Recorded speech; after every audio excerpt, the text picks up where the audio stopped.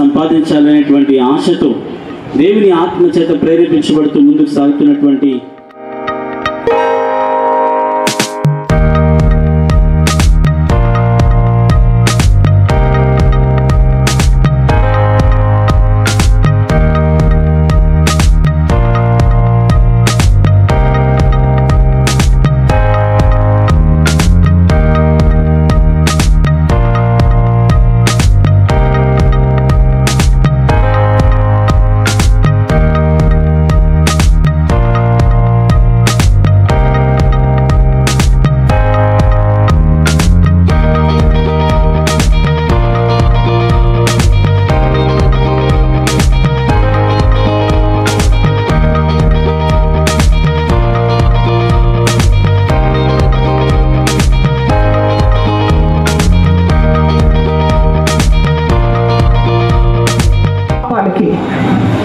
మనం చేసే పాపాలకి మనకెంతో ఇష్టమైన వాళ్ళకి ఆ శిక్ష పడుతుంది.